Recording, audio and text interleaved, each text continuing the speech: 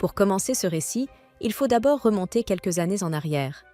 Deux jeunes filles marchaient ensemble lorsqu'elles aperçurent une grande concentration de personnes et décidèrent de s'approcher, pensant qu'il s'agissait d'une fête ou d'un événement public. Au milieu de la foule, un homme visiblement agacé finit par les pousser toutes les deux, les séparant et les faisant trébucher. Cela laissa la blonde assez frustrée, et dans la confusion, elle se mit à courir. Elle finit par heurter quelque chose d'inattendu. La scène qui s'offrait à elle était terrible. Des cris d'excitation commencèrent à retentir lorsqu'une femme monta sur une estrade surélevée. Car c'était apparemment le jour où sa sentence allait être exécutée. La femme attirait l'attention par sa beauté saisissante, qui ressortait même dans cet environnement hostile. Malgré cela, elle laissait transparaître de la peur face au sort qui l'attendait. Ses yeux parcoururent la foule, observant chaque visage avec attention, avant de lancer des paroles de malédiction directement à tous les présents. À cet instant précis, une pluie soudaine se mit à tomber, et la foule entra en délire, la traitant de meurtrière et même de démon. Toute cette scène fut également observée par une petite fille qui se trouvait juste devant l'estrade, presque à côté de la condamnée. Curieusement, au lieu de montrer de la haine ou du mépris, la femme regarda l'enfant avec un léger sourire, la fixant intensément, comme si elle lui murmurait quelque chose que seule elle pouvait entendre. Quelques instants avant le début de l'exécution, une épée fut levée, et la femme se prépara tandis que la fillette observait, figée. Lorsque la tête de la condamnée fut exhibée comme un trophée, face à une scène si brutale, tout ce qu'une enfant put faire fut de hurler désespérément. Cette expérience marqua profondément la fillette, sur cette place connue sous le nom de San Marcos. 10 ans passèrent depuis lors. À présent, cette enfant était devenue une belle jeune femme nommée Constance Graille, tout juste âgée de 16 ans. Elle semblait célébrer son anniversaire lorsqu'un vicomte s'approcha pour la féliciter. Il commenta que la déesse du destin bénirait certainement ses fiançailles. Cela était lié à la devise de la famille Graille, selon laquelle ses membres devaient être honnêtes dès leur plus jeune âge, et pour cette raison, on pensait que Constance méritait une grande fortune. Malgré tout, elle se retrouva à réfléchir à ces paroles. Quelques mois plus tard, son père, un homme connu pour son honnêteté inébranlable, finit par sombrer dans d'énormes dettes. Sans aucune alternative, il ne put que s'excuser auprès de Constance. Avec tendresse, l'appelant Connie, il lui expliqua que la famille Bronson avait proposé de régler toutes les dettes, à condition qu'elle accepte de se fiancer avec leur fils aîné et héritier, nommé Neil. Le jeune homme, tout comme lors de leur première rencontre, se présenta d'une manière polie et douce. En y réfléchissant mieux, Constance se dit que ce ne serait peut-être pas si terrible. Après tout, elle venait d'une famille simple et n'avait pas de grandes ambitions. Et puis, son futur fiancé semblait assez séduisant, du moins c'était ce qu'elle pensait quelque temps plus tard. Cependant, elle finit par découvrir quelque chose par l'intermédiaire de ses amis. Des commentaires et des chuchotements circulaient au sujet de Neil et d'une jeune femme nommée Pamela Francis. On racontait même que tous deux avaient été vus enlacés alors qu'ils croyaient n'être observés par personne. On disait aussi que Neil semblait complètement amoureux de Pamela. Cette histoire fut rapportée à Mylon, l'une de ses amies, tandis que Kate tentait de la convaincre de ne pas répandre de rumeurs, affirmant qu'une personne fiancée ne se comporterait jamais ainsi. Cependant, Mylon insista, affirmant que Pamela changeait de partenaire aussi facilement que quelqu'un change de cavalier lors d'une danse, la qualifiant de personne sans caractère. Toutes ces conversations continuaient de résonner dans l'esprit de Constance. Elle essaya de faire confiance à Neil, puisqu'il l'avait toujours bien traitée, mais lorsqu'elle sortit prendre l'air, elle finit par faire face à la vérité. La rumeur était réelle, et elle vit tout de ses propres yeux. Pour aggraver les choses, Pamela remarqua sa présence, lui adressa un sourire provocateur, puis embrassa Neil sans la moindre honte. Constance s'enfuit aussitôt, regrettant d'avoir assisté à cette scène. Elle savait que ce mariage n'impliquait pas d'amour, mais malgré cela, la douleur était intense. Pourtant, fidèle à la devise de sa famille, elle décida d'affronter tout cela avec honnêteté. C'est alors que, distraite, elle finit par heurter quelqu'un d'inattendu. Elle ne reconnut pas tout de suite la personne, remarquant seulement qu'il s'agissait d'une femme d'une grande beauté. Observant attentivement quelque chose, Constance, toujours polie, s'approcha et demanda si elle allait bien. La femme répondit qu'elle trouvait la situation plutôt amusante. Elle fit un commentaire au sujet de la fête, et Constance, qui demanda qu'on l'appelle Connie par pure paresse de prononcer son nom complet, lui dit qu'elle pouvait elle aussi entrer et profiter de l'événement. La femme lui demanda si elle en était certaine, et Connie répondit qu'elle n'y voyait absolument aucun inconvénient. Puis, sans la moindre hésitation, l'inconnu entra dans le manoir, chose à laquelle Constance ne s'attendait pas du tout. Elle se contenta de la remercier, restant un instant confuse, avant de ramener bien vite ses pensées vers quelque chose de plus important, son fiancé, qui était manifestement impliqué avec Pamela. À cet instant, une jeune fille très timide s'approcha pour la féliciter pour ses fiançailles. Constance la reconnut vaguement, puisqu'elle se promenait souvent avec Pamela. Elle s'appelait Brenda et, sur le moment, elle laissa tomber une fourchette. Connie la prévint qu'il vaudrait mieux la ramasser avant que quelqu'un ne se blesse. Mais Pamela, qui observait toute la scène de loin, remarqua la nervosité de Brenda. Tremblante, la jeune fille expliqua qu'elle avait oublié son sac au 2e étage et demanda à Constance de tenir la fourchette pendant qu'elle allait le chercher. Connie accepta sans le moindre problème. Un garçon observait lui aussi la scène et Constance lui rendit son sourire avec gentillesse, bien qu'elle ait remarqué un regard étrange qu'elle décida d'ignorer. Soudain, Pamela apparut en criant, accompagnée de Brenda et de Nell, accusant Constance d'avoir fait quelque chose de terrible. Pamela déclara qu'elle connaissait les difficultés financières de la famille Gray et affirma que Constance avait volé un accessoire précieux appartenant à Brenda. Tous les regards se tournèrent vers elle avec suspicion. Constance ne comprenait pas ce qui était en train de se passer. Pamela l'accusa de faire semblant d'être innocente et annonça que, pendant qu'elle arrangeait ses cheveux, Brenda s'était fait dérober son ornement. Elle demanda ce que Constance avait à dire pour sa défense. Un objet d'une telle valeur serait forcément tentant pour quelqu'un dans le besoin, et tout le monde connaissait la situation de la famille Gray. Constance tenta d'expliquer qu'elle ne faisait que tenir l'objet à la demande de Brenda, mais on l'interrompit en exigeant qu'elle montre son sac. Si elle était innocente, il n'y aurait rien à l'intérieur. Sous la pression de Neil et submergée par la peur, Constance resta figée. Alors Pamela lui arracha son sac des mains, révéla l'ornement caché à l'intérieur et afficha un sourire malveillant en demandant si Constance avait une explication à donner. Toutes les personnes présentes furent stupéfaites. La famille Gray avait toujours été considérée comme honorable, et cela paraissait être une accusation d'une gravité extrême. Complètement prise de court, Constance tenta d'expliquer qu'elle n'avait gardé l'objet que parce que Brenda le lui avait demandé. Elle insista là-dessus, mais Pamela trouva cela suspect. Après tout, elle se connaissait à peine. Peu à peu, Connie sombra dans le désespoir et supplia presque Brenda de dire la vérité. Cependant, la jeune fille évita son regard, visiblement mal à l'aise. Petit à petit, l'angoisse de Constance devint de plus en plus forte, tandis que Pamela profitait de la situation pour la provoquer davantage. D'une voix forte, Pamela déclara qu'à cet instant, Connie faisait pression sur Brenda et la mettait mal à l'aise, ce qui était une attitude abominable. Elle en profita aussi pour affirmer devant Neil que c'était là le vrai visage de Constance et que les fiançailles devaient être annulées immédiatement. Selon elle, il s'agissait d'un crime qui salirait le nom de la famille Bronson. Constance tenta d'argumenter qu'il n'y avait aucune preuve qu'elle ait volé quoi que ce soit, mais Pamela se contenta de rire, affirmant que tout le monde présent était témoin. Elle tenta même de se servir du fait que Hansworth était un homme lié à l'Église, insinuant que cela faciliterait l'annulation de l'engagement. Connie déclara fermement qu'elle ne commettrait jamais un vol. Pamela, sans la moindre honte, se moqua d'elle, affirmant qu'au lieu d'être honnête, elle avait complètement perdu l'honneur de sa famille et n'était plus qu'une voleuse ordinaire.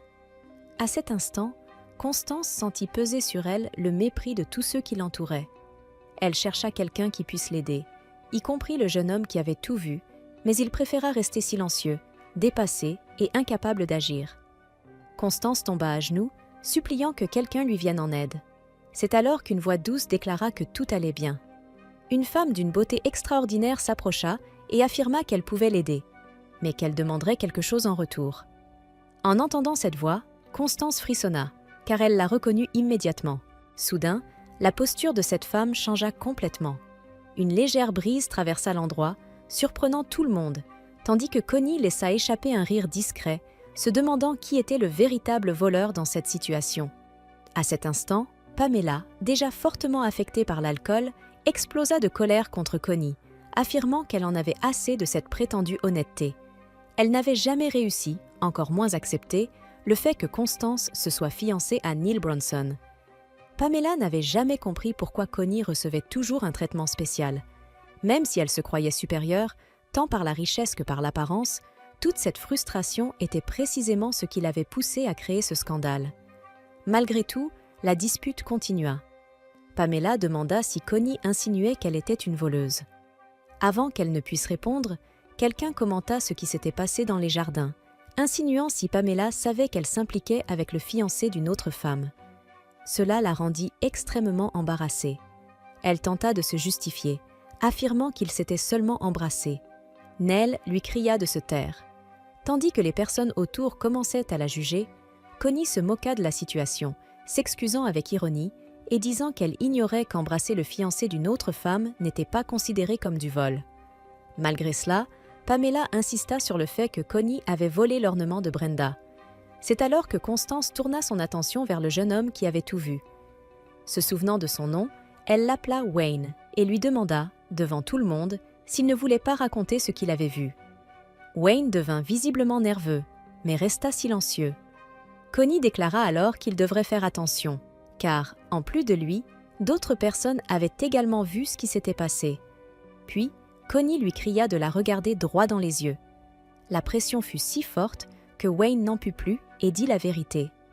Il déclara que Constance n'avait rien volé, qu'elle avait seulement aidé à arranger les cheveux de Brenda, laquelle lui avait même demandé de garder l'ornement.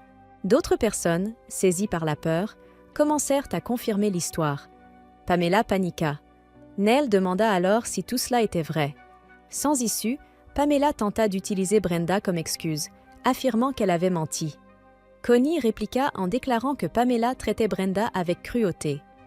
Avec un sourire calme, elle ajouta qu'il n'y avait rien à craindre et que rien de mauvais n'arriverait.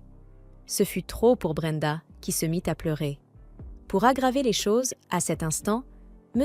Ensisward arriva. Demandant la raison d'un tel tumulte, Connie sentit sa poitrine se serrer, car elle savait qu'il serait difficilement de son côté. Malgré cela, il s'approcha et commenta qu'elle semblait avoir passé une nuit difficile. Constance répondit que la situation avait en effet été désagréable et demanda la protection de la déesse, car elle avait besoin de son aide. L'homme comprit qu'elle souhaitait annuler les fiançailles, mais fit remarquer que l'engagement était déjà public. Malgré tout, Connie insista, demandant qu'il y mette fin immédiatement. Elle déclara aussi qu'il serait nécessaire d'informer Sa Majesté de la fête tenue cette nuit-là au Grand Milition, où hommes et femmes s'étaient comportés de manière indécente dans les jardins. Pamela tenta de l'interrompre, affirmant que cette femme n'était pas Constance. Cependant, l'homme sembla satisfait de la situation et reçut même des applaudissements de la part des personnes présentes. Connie s'excusa auprès de tous d'avoir troublé la soirée et souhaita des bénédictions au nouveau couple qui était en train de se former. Après cela, elle se retira simplement. Pamela tomba dans le désespoir et tenta de courir après elle pour agir. Mais les dames d'honneur de la salle ne le lui permirent pas. Elles l'interceptèrent, la faisant trébucher et la confrontant sur le champ. L'une d'elles semblait souhaiter le meilleur pour la jeune femme de la famille Gray. Elle affirma qu'elle avait de bonnes intentions et qu'elle n'approuvait en aucune façon ce qui s'était passé cette nuit-là. Pour cette raison, certaines mesures devraient être prises. Elle expliqua que, dans son pays, les voleurs voient leurs chaussures chauffer jusqu'à devenir incandescentes, puis sont forcés de danser jusqu'à la mort. C'est à ce moment-là que le sadisme typique de la noblesse entre en scène. Privée de ses bottes, Pamela est forcée de danser avec Neil.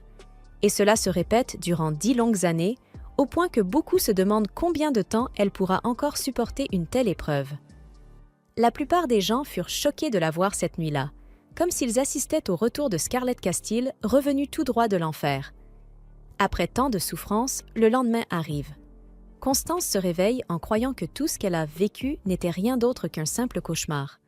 Cependant, lorsqu'elle se retourne, elle se retrouve face à face avec Scarlett elle-même. La femme était là, à l'attendre, et la pauvre Connie se met à crier de peur. Terrifiée, elle demande qui est réellement cette femme. La réponse tombe sans détour. Son nom est Scarlett Castile. À cet instant, Constance se souvient clairement avoir assisté à son exécution des années plus tôt. C'est pourquoi elle affirme que rien de tout cela n'a de sens. Après tout, Elle avait vu Scarlett être mise à mort de ses propres yeux 10 ans auparavant. Scarlett demande alors si, en la voyant ici, Constance pense qu'elle est encore en vie. Puis, elle révèle quelque chose d'inattendu qui surprend Connie. Scarlett Castile avait été la plus grande méchante de son époque. Elle avait tenté d'empoisonner Cecilia, sa rivale amoureuse pour le cœur du prince héritier Henri. Celui-ci l'avait exposée au Grand Méridien, et c'est là que tout avait pris fin.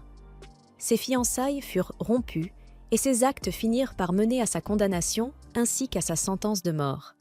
Scarlett ne raconte pas tout immédiatement, mais elle fait clairement comprendre qu'elle veut connaître la raison de sa présence ici. Après tout, elle n'a pas encore reçu son paiement, puisqu'elle n'a évidemment pas aidé une inconnue sans rien attendre en retour.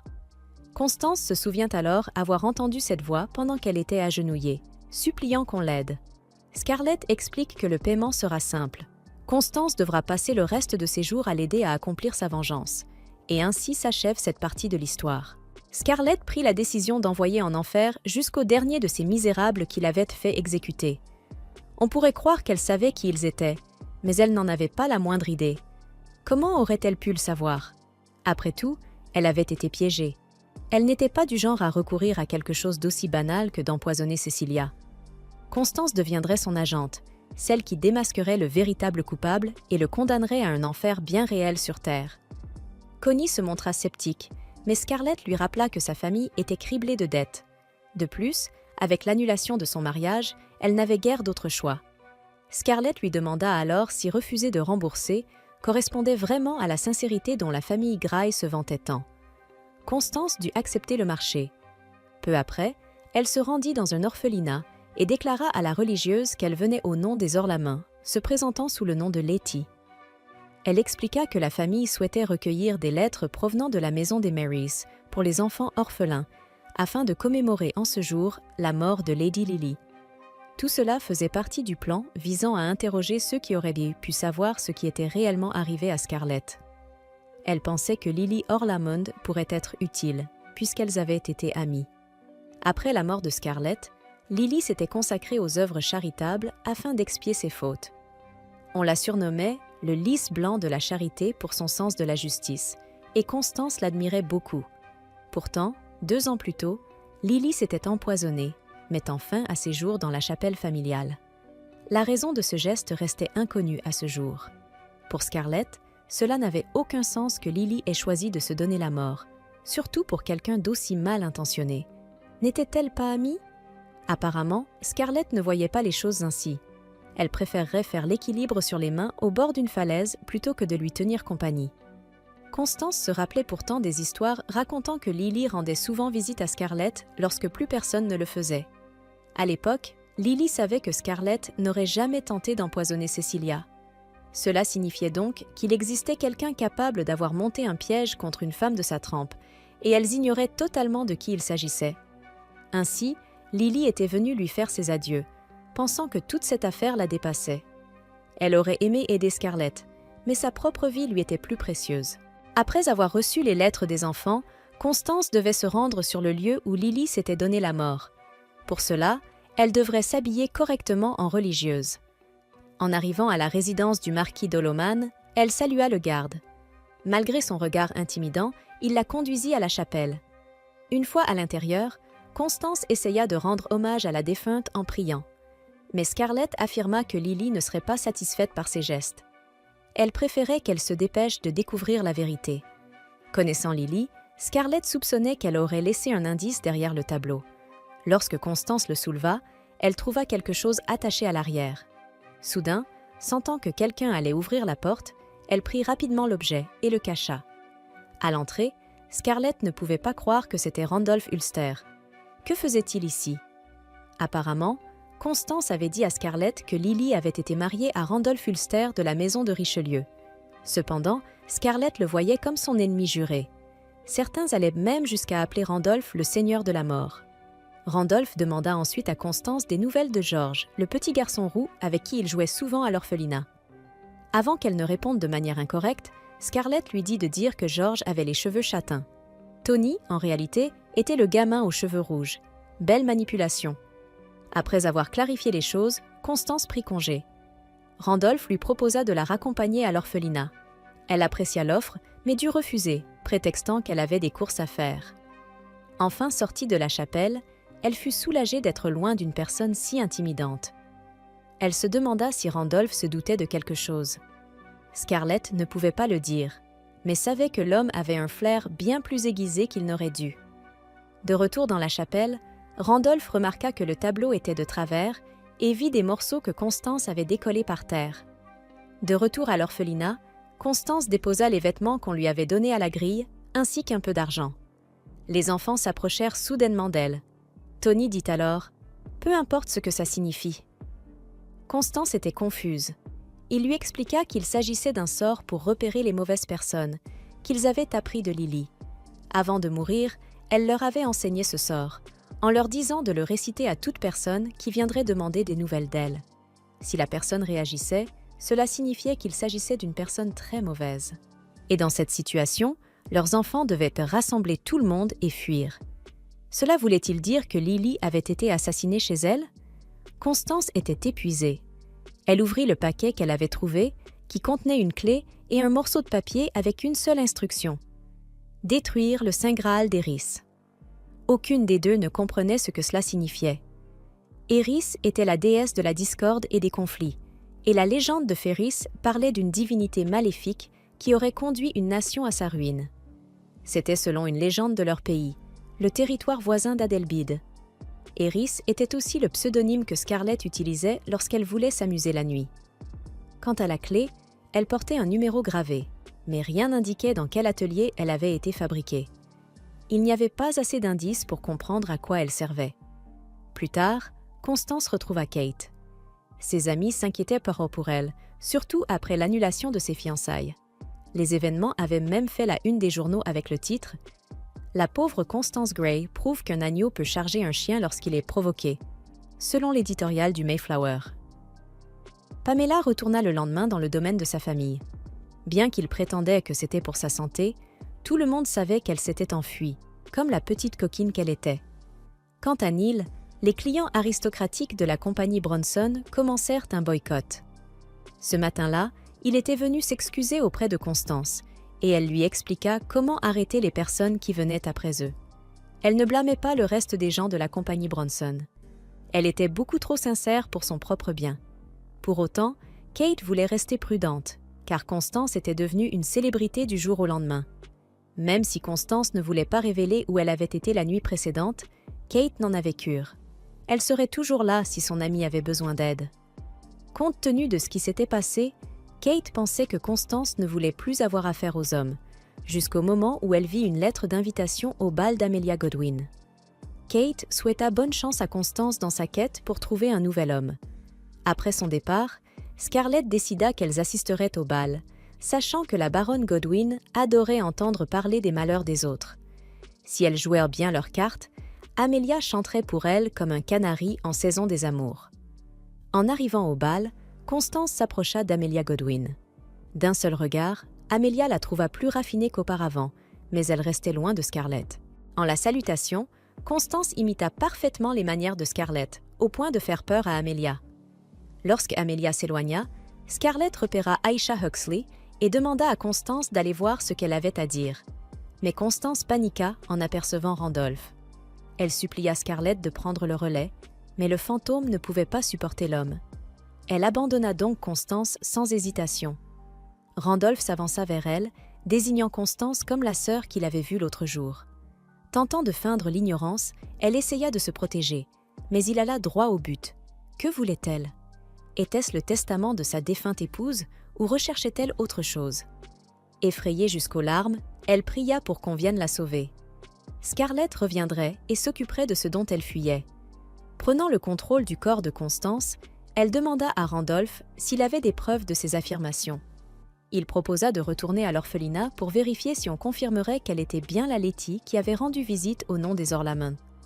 Elle refusa, se considérant trop précieuse pour organiser un rendez-vous avec un gentleman qu'elle venait à peine de rencontrer. Soudain, elles furent interrompues par le bruit de verres brisés et les exclamations de la foule. Margot Tudor avait attaqué Teresa Jennings, lui brisant un verre sur elle, l'accusant d'avoir eu une liaison avec son mari. Après avoir réglé la situation, Randolph décida de laisser Constance tranquille pour la journée, mais se demanda si elle pourrait vraiment affirmer qu'elle n'était pas impliquée. Après la fête, Constance croisa Amelia à l'extérieur. Elle demanda ce qui était exactement arrivé à Scarlett 10 ans plus tôt. Amelia répondit que c'était l'histoire habituelle. Elle avait été exécutée parce qu'elle avait tenté d'empoisonner Cecilia. Mais Constance sentit qu'il y avait plus que cela. Amelia lui expliqua ensuite que dans la 7e division d'Amherst Mars, à l'ancienne résidence Montrose, l'invitation portait le sceau d'un comte nommé John Doe. En partant, elle ajouta que ceux qui gagnèrent dans la vie étaient ceux qui survivaient. Elle espérait donc que Constance ne serait pas forcée. Scarlett soupçonnait qu'Emilia parlait du bal du comte John Doe. C'était un bal secret, où les nobles cachaient leur visage derrière des masques. C'était probablement l'endroit idéal pour recueillir des informations. Elle mentionna que les gueux qui infestent ce genre de bals ne craignaient même pas les dieux. Pour obtenir un masque pour Constance, elle devrait se faufiler dans l'ancienne demeure de Scarlett. Étant donné que Scarlett fréquentait régulièrement ces bals, quelqu'un pourrait approcher Constance si elle portait l'ancien masque de Scarlett. Ce serait également une occasion pour Constance de découvrir les secrets sordides des invités. Constance, toujours sincère, pensait que c'était le bon état d'esprit à adopter. Cependant, son père avait été trompé et Pamela l'avait piégé. La sincérité seule ne suffirait pas à résoudre quoi que ce soit. Si ce qu'il fallait pour remettre les choses en ordre était la méchanceté, alors Constance était prête à le faire. En se faufilant dans la résidence Castillo, Constance trouva l'endroit assez immense.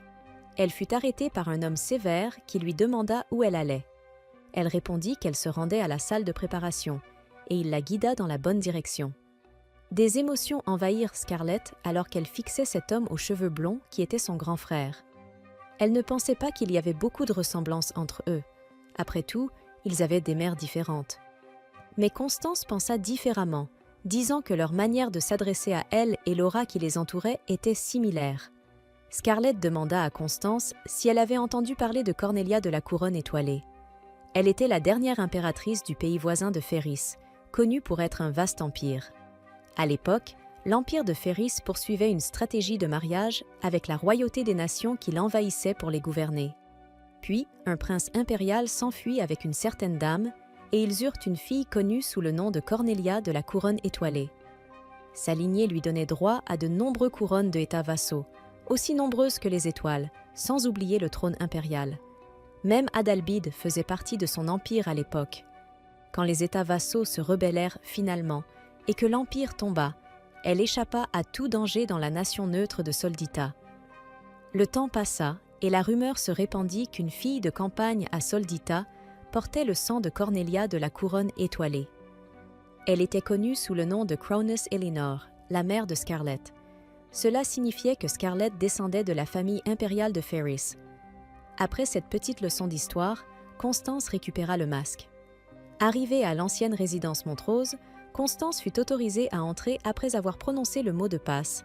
C'est le chapeau du comte John Doe. Dans le hall, la fumée remplissait l'air, tandis que les nobles discutaient discrètement entre eux. Sans perdre de temps, Scarlett la guida pour aller voir l'hôtesse, Déborah d'Archion. Constance se présenta sous le nom d'Eris, attirant l'attention des personnes autour.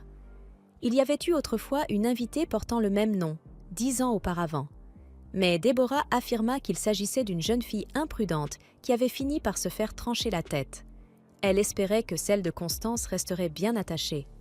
Alors qu'elle cherchait quelque chose à manger, Constance remarqua une odeur sucrée. Elle provenait d'une femme que Scarlett connaissait sous le nom de Jane. Avant que Constance ne puisse comprendre quoi que ce soit sur elle, elle fut abordée par le vicomte Hamsworth. Il va sans dire que son costume et son masque ne pouvaient cacher son visage. Ici, il préférait se faire appeler Moon Dappled Ham. Essayait-il seulement de dissimuler quoi que ce soit? En prononçant la phrase « cacher un arbre dans la forêt », le vicomte sentit que quelqu'un avait amené du bois pourri ce soir. Soudain, quelqu'un fit irruption, alertant tout le monde que la force de sécurité avait repéré quelque chose. Tout le monde se dispersa rapidement pour se sauver. Comme Scarlett le soupçonnait, quelque chose clochait avec ces 3 danseuses. Quelqu'un utilisait ce bal comme couverture pour un trafic humain. Au milieu de la panique, Jane heurta Constance et tomba au sol. Son poignet se brisa et le sang s'écoula lentement. Scarlett ordonna à Constance de fuir rapidement, mais elle ne pouvait pas laisser la dame ainsi.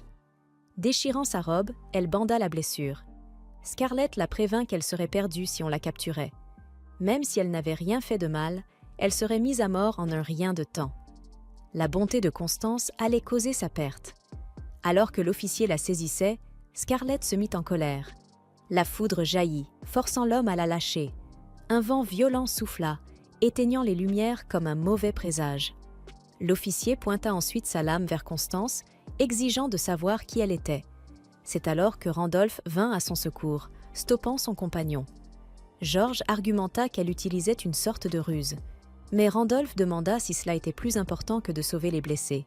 Sans aucun doute, Constance n'avait aucun lien avec le trafic humain, donc Randolph ne vit aucune raison de l'arrêter.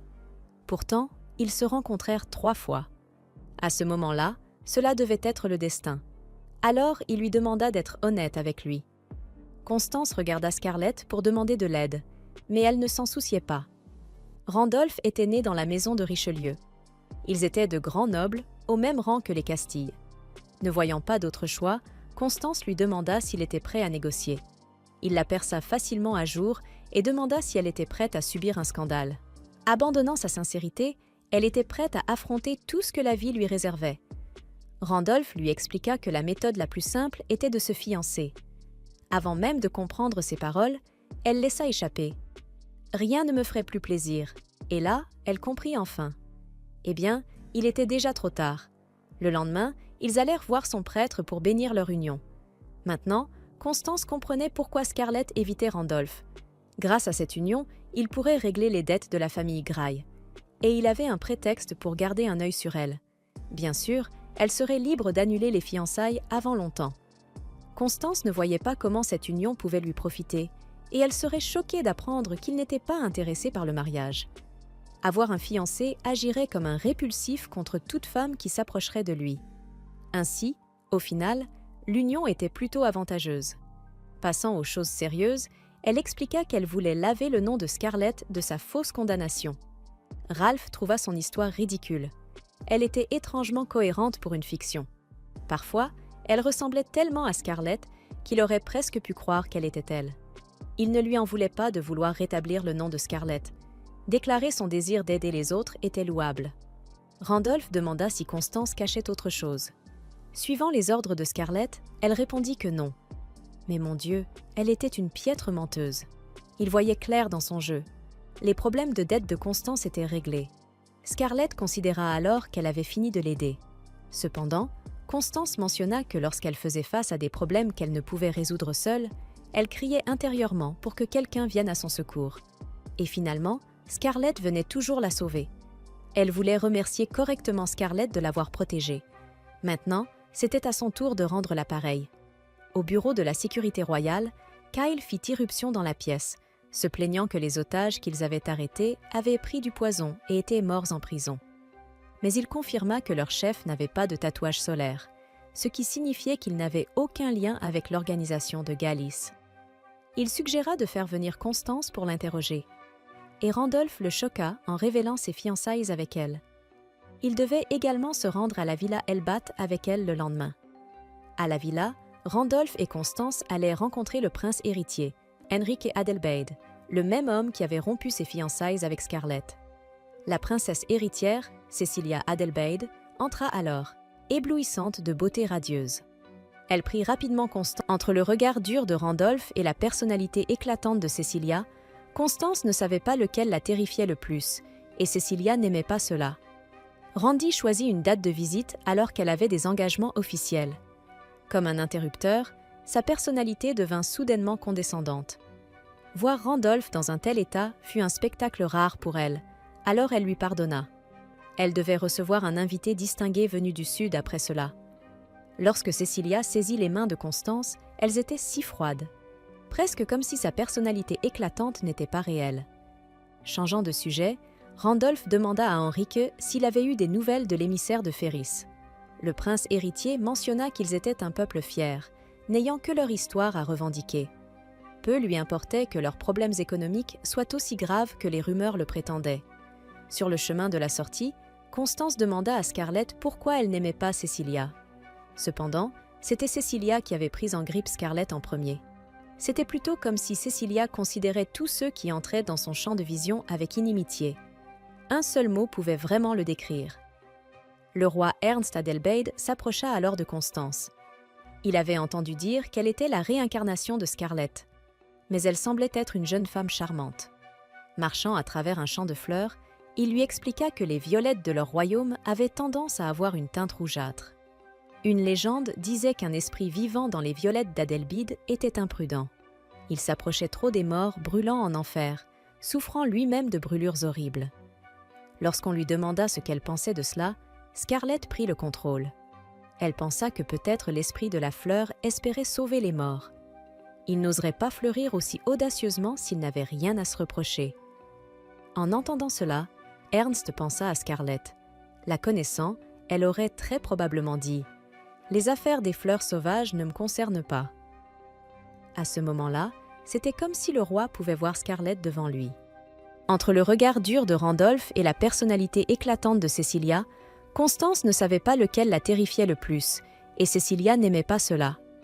Randy choisit une date de visite alors qu'elle avait des engagements officiels. Comme un interrupteur, sa personnalité devint soudainement condescendante. Voir Randolph dans un tel état fut un spectacle rare pour elle, alors elle lui pardonna. Elle devait recevoir un invité distingué venu du sud après cela. Lorsque Cecilia saisit les mains de Constance, elles étaient si froides, presque comme si sa personnalité éclatante n'était pas réelle. Changeant de sujet, Randolph demanda à Henrike s'il avait eu des nouvelles de l'émissaire de Ferris. Le prince héritier mentionna qu'ils étaient un peuple fier, n'ayant que leur histoire à revendiquer. Peu lui importait que leurs problèmes économiques soient aussi graves que les rumeurs le prétendaient. Sur le chemin de la sortie, Constance demanda à Scarlett pourquoi elle n'aimait pas Cecilia. Cependant, c'était Cecilia qui avait pris en grippe Scarlett en premier. C'était plutôt comme si Cecilia considérait tous ceux qui entraient dans son champ de vision avec inimitié. Un seul mot pouvait vraiment le décrire. Le roi Ernst Adelbeid s'approcha alors de Constance. Il avait entendu dire qu'elle était la réincarnation de Scarlett, mais elle semblait être une jeune femme charmante. Marchant à travers un champ de fleurs, il lui expliqua que les violettes de leur royaume avaient tendance à avoir une teinte rougeâtre. Une légende disait qu'un esprit vivant dans les violettes d'Adelbeid était imprudent. Il s'approchait trop des morts, brûlant en enfer, souffrant lui-même de brûlures horribles. Lorsqu'on lui demanda ce qu'elle pensait de cela, Scarlett prit le contrôle. Elle pensa que peut-être l'esprit de la fleur espérait sauver les morts. Il n'oserait pas fleurir aussi audacieusement s'il n'avait rien à se reprocher. En entendant cela, Ernst pensa à Scarlett. La connaissant, elle aurait très probablement dit « Les affaires des fleurs sauvages ne me concernent pas ». À ce moment-là, c'était comme si le roi pouvait voir Scarlett devant lui. Constance informa Randolph qu'elle avait été convoquée par un comité d'enquête. Deborah Darkian l'avait appelée dans la salle du crépuscule au Grand Méridien pour un interrogatoire. Cela n'avait aucune force légale. Randolph ne voyait aucune raison pour qu'elle joue le jeu. Quoi qu'il en soit, Constance prévoyait d'y aller. Elle était certaine qu'il y avait encore beaucoup à apprendre. Selon Scarlett, les réunions du comité d'enquête de Deborah étaient célèbres, mais personne ne savait vraiment ce qui s'y passait. Personne n'en soufflait mot. C'est ainsi qu'elles avaient été surnommées le Tea Party des Dames silencieuses, éclairées uniquement à la lueur des bougies. Deborah accueillit Constance, estampillant sa venue d'une empreinte de sang. Constance accepta de ne rien révéler de ce qui se passerait ici. Deborah révéla qu'elle avait reçu une lettre de Pamela, disant que rien de ce que Constance avait fait ne violait la loi. Ainsi, Deborah et ses amis se feraient l'honneur de juger Constance, pour qu'elle ne finisse pas comme Scarlett. Deborah se moqua de la dernière image laissée par Scarlett, son visage roulant dans la boue comme un jouet. Elle ne pourrait jamais supporter la honte d'une fin aussi ignominieuse. La rage remplit les yeux de Scarlett, mais avec Constance tenant sa main, elle se calma. Cette fois-ci, elles combattraient ensemble. Avec Scarlett prenant le contrôle, elles seraient désormais les juges. Constance supposa que le bal de l'Earl John Doe avait dû être un coup dur pour Deborah. Cependant, Deborah affirma être celle qui avait dénoncé les enfants danseurs à la force de sécurité. Elle fit remarquer sarcastiquement que la simple idée de trafiquants d'humains parmi eux lui glaçait le sang. Mais pourquoi tout le monde ici avait-il des liens avec les Darkian ? Prenez le marquis de Maclean, qui semblait si amical avec les esclavagistes. Scarlett parlait du mari d'Esther. Elle doutait qu'il puisse éviter la prison, mais il pourrait recevoir une peine plus légère s'il dénonçait le cerveau de l'affaire. Utilisant la position de Randolph comme levier, elle proposa de plaider en faveur du mari d'Esther, selon son témoignage. Maintenant, les rôles s'étaient inversés. La Martienne de Maclean devait savoir que Deborah avait un rôle dans le crime. Constance espérait pouvoir la faire témoigner en ce sens. Deborah exercerait une pression sur Esther, mentionnant que son mari était sur le point de quitter le pays et ne reviendrait pas avant longtemps. Durant ce temps, Esther ne pouvait lui désobéir. L'idée qu'une fille de vicomte écrase une Darkian était risible. Il était maintenant temps de voter. Les choses ne semblaient pas favorables à Constance, mais si elle pliait le genou comme une bonne petite fille, Deborah pourrait considérer les paroles de Pamela comme de l'imagination. Constance ne souhaitait rien d'autre qu'un moment de répit. Sa journée avait été particulièrement éprouvante. Kimberly espérait que la mention de ces hallucinogènes ne faisait pas référence au paradis de Jackal. Soudain, Scarlett apparut. Il semblait qu'elle savait quelque chose à ce sujet. Constance se tourna vers elle, mais Kimberly lui ramena rapidement l'attention sur elle-même. La jeune femme considérait que les aristocrates comme elle étaient des intolérants, ne voyant même pas le peuple comme des êtres humains. C'est alors que Kate arriva, se demandant si sa propre famille n'était pas également intolérante, simplement parce qu'elle était de la noblesse. Alors que les passants commençaient à chuchoter, Kimberly s'excusa et partit. Puis, Kate s'approcha de Constance, lui demandant si elle s'était vraiment fiancée au comte d'Ulster. Elle était profondément blessée que son amie lui ait caché cela. Submergée par la culpabilité, Constance se sentit être une amie terrible, mais Kate était la seule personne qu'elle ne voulait pas mêler à tout ce chaos. Le lendemain, Constance retrouva Randolph, le remerciant pour son aide lors du comité d'enquête. En se promenant dans le jardin, ils aperçurent un homme courant devant eux. C'était Kendall Levine, un diplomate de haut rang et envoyé spécial de Ferris. Voyant à quel point lui et ses subordonnés étaient troublés, Scarlett soupçonna qu'ils avaient perdu un membre de leur délégation. Quelqu'un nommé Ulysse manquait à l'appel depuis la veille. Randolph soupçonna qu'il s'agissait d'Ulysse Ferris, le 7e prince de Ferris, âgé de 9 ans. Les Phrygiens avaient étonnamment gardé le silence à ce sujet. Ils devraient retourner rapidement à la force de sécurité.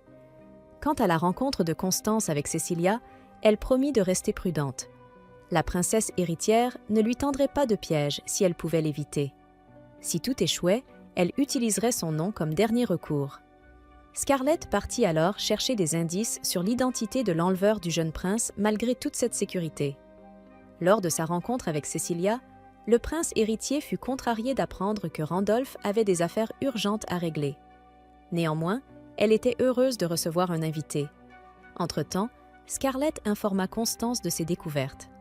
Il y avait un homme suspect nommé Vado, un marchand de la République de Sodita. Il était venu voir Cecilia. La princesse héritière se vantait de sa fine collection d'antiquités provenant de tout le continent.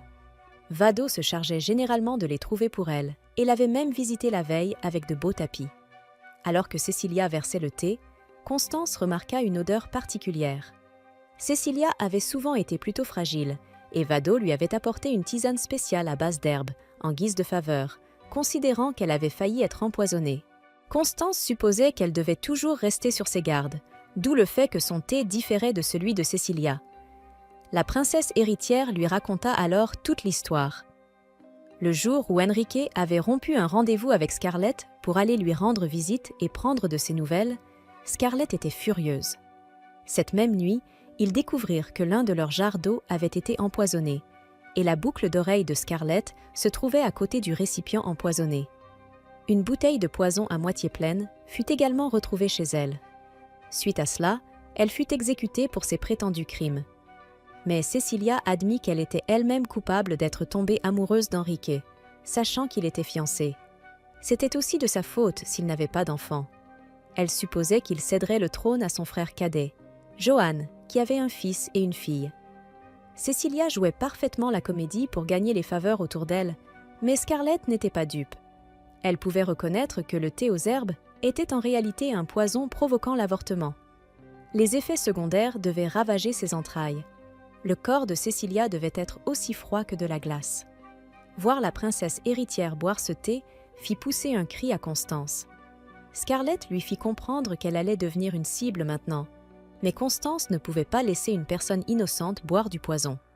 Scarlett tenta de faire croire qu'elle mentait, mais Constance savait toujours quand elle disait la vérité. Quant à Vado, son panier pouvait servir à transporter un petit enfant, ils décidèrent donc de creuser davantage. Après avoir visité plusieurs entreprises, ils apprirent que Ferris détenait le monopole sur ce médicament abortif, mais personne ne connaissait l'homme nommé Vadim. Scarlett affirma que cette information était déjà précieuse en soi.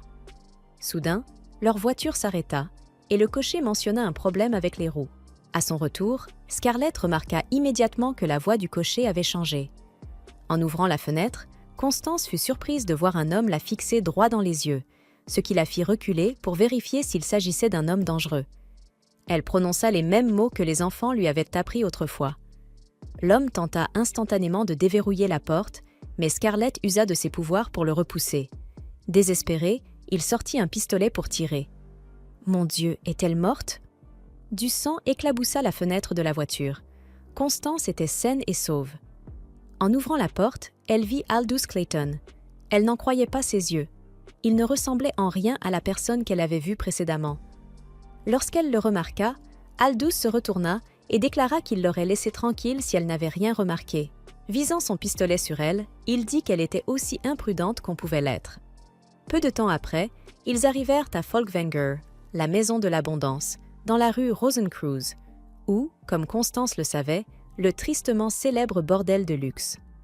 Elle craignait qu'Aldous ne soit sur le point de la vendre. En entrant, Abigail éclata de rire face à toute la situation. Apparemment, Aldous était si choqué que Constance les reconnut qu'il l'avait amenée ici. Abigail était la propriétaire de l'endroit, et Aldous, qu'elle appelait Rudy, était essentiellement son homme. La société Mayflower, où il travaillait, lui appartenait également. Quant à l'homme qui avait voulu attaquer Constance, Aldous lui tira dans la jambe, mais cela ne l'affecta pas. Il s'avéra être un soldat entraîné, pas un simple trafiquant. Pour quelqu'un qui vendait des drogues dangereuses, que voulait-il avec Constance? Elle se demanda si elle avait pu faire quelque chose. Soudain, Randolph entra en courant dans la pièce, haletant, mais son souffle se calma lorsqu'il posa ses yeux sur elle. Il était venu chercher sa Constance. Lors du trajet de retour en calèche, elle s'excusa de l'avoir tant inquiétée, mais lui aussi comprit qu'elle n'avait rien pu faire. Cependant, à l'avenir, il vaudrait mieux qu'elle l'informe avant de prendre une initiative. Se tournant vers Scarlett, Constance remarqua qu'elle n'allait pas bien. Scarlett était un peu fatiguée.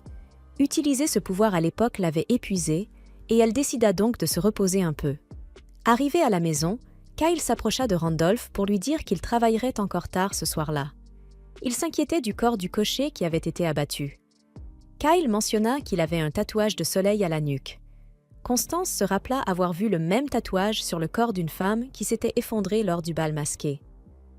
Randolph la nomma Chiara Grafton, mais Constance lui expliqua que Scarlett appelait cette femme Jane. En entendant qu'elle dégageait un parfum sucré, Randolph confirma qu'il s'agissait du paradis de Jackal. C'était un hallucinogène puissant, également connu sous le nom de Jane dans certains cercles. Le cocher qui avait attaqué Constance était lui aussi un trafiquant portant le même tatouage.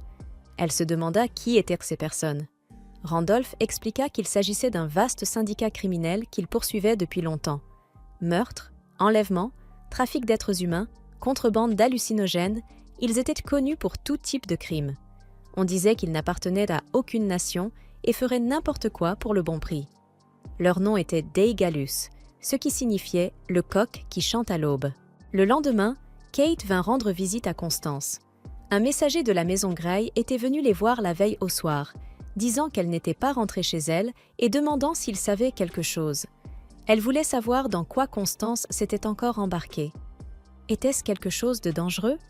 Et si c'était le cas, il valait mieux abandonner. Constance ne put se résoudre à le lui dire. C'était bien trop dangereux. Kate était la dernière personne à qui elle devait en parler, mais ses actions ne faisaient que blesser davantage son amie. Pas un mot sur ses fiançailles, et maintenant, pas un mot sur ça non plus. Une explication aurait aidé. Mais Constance se contenta de s'excuser, puis de la congédier. Alors que Kate s'éloignait, un homme étrange apparut devant le portail de Constance et y déposa un paquet. Sans réfléchir au risque, elle se précipita pour le ramasser, et son contenu la laissa sous le choc. À l'intérieur se trouvait une mèche de cheveux de Kate et une lettre qui disait « Viens seul sur la rive du lac Bernadia demain à midi. Ne dis un mot à personne. Si tu manques notre rendez-vous, nous t'enverrons un doigt la prochaine fois. » Ailleurs, Shoshana ouvrit la porte à Salvador pour l'accueillir. En voyant le grand sac qu'il portait, elle demanda curieusement ce que c'était. Et quand il l'ouvrit, elle y vit Ulysse Ferris, le 7e prince de Ferris. Nous passons ensuite à l'endroit où Kate était retenue prisonnière. Le ravisseur entra et lui demanda où se trouvait la clé de Lily Orlamin. Il tira ses cheveux en lui disant de ne pas faire l'idiote. L'homme savait que Constance avait la clé, mais elle n'en avait jamais entendu parler. Et même si elle l'avait su, elle ne lui aurait jamais dit. Alors qu'il s'apprêtait à la frapper, Salvador entra. Il déclara clairement que le travail de José était de vendre le paradis, ce qui signifiait qu'il n'avait aucun droit de faire un coup pareil. L'homme expliqua que chercher la clé faisait aussi partie de leur mission. Son partenaire suivait une piste et s'était fait tuer dès qu'il avait touché Constance. Mais tout cela n'importait pas pour Salvador. Salvador demanda à Kate si elle en voulait à Constance, mais ce n'était pas le cas. Au contraire, rencontrer Constance avait été la plus grande chance de sa vie, et elle n'avait jamais été plus fière de rien que d'être son amie. 11 ans plus tôt, durant un hiver glacial, la mère de Kate lui avait donné un panier de biscuits alors qu'elle partait pour sa toute première vraie réception. Sur les lieux, elle n'eut même pas le temps de saluer correctement Pamela avant qu'on ne se moque de son odeur. Pamela était déjà une idiote méprisable à l'époque. Constance fut la seule à ne pas l'insulter comme les autres. Au contraire, elle trouva que Kate sentait les biscuits. Pamela et ses acolytes s'éloignèrent, agacés. Kate partagea alors ses biscuits avec elle. Constance tomba immédiatement amoureuse de leur goût délicieux. À partir de ce jour-là, elles devinrent des amies très proches. Allongée sur son lit, morose, Constance s'inquiétait pour son amie, mais elle ne pouvait pas rester les bras croisés. En sortant, elle tomba sur Randolph. Il était venu demander à Scarlett si quelqu'un d'autre, lors du bal, utilisait le paradis du chacal. Se souvenant de l'avertissement de la lettre, Constance n'arriva pas à lui en parler. Cela pourrait mettre Kate en danger. Cependant, Scarlett mentionna Norman Holden. C'était quelqu'un qui avait lui aussi une forte habitude de la Jane. Le message transmis, Randolph partit enquêter sur lui. Alors qu'il s'éloignait, Constance tenta de l'appeler, mais se retint. Au final, elle avait entraîné Kate dans la pire situation possible. Leur amitié ne serait peut-être plus jamais la même après ça, mais elle était déterminée à la sauver. Arrivée sur les lieux, Constance fut conduite auprès de Kate. Toutes deux étaient retenues en otage. Furieuse de la voir, Kate lui demanda pourquoi elle était venue. Elle ne voulait pas être sauvée. Si c'était au prix de Constance, alors Kate serait libérée.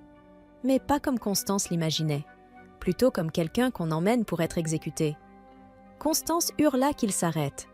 Avant qu'on ne l'emporte, Kate lui dit de suivre sa propre voie. Ce n'était pas la promesse, mais à quoi s'attendait Constance? Il n'y avait aucune chance que des ravisseurs tiennent pas en parole. Elle se débattit, offrant de faire n'importe quoi s'ils acceptaient seulement de la laisser partir. La seconde suivante, une détonation retentit dans la forêt. Constance tomba à genoux, le regret l'envahissant tandis qu'elle criait au monde entier. Soudain, Randolph apparut avec ses hommes. Il avait déjà arrêté les sbires dans les bois.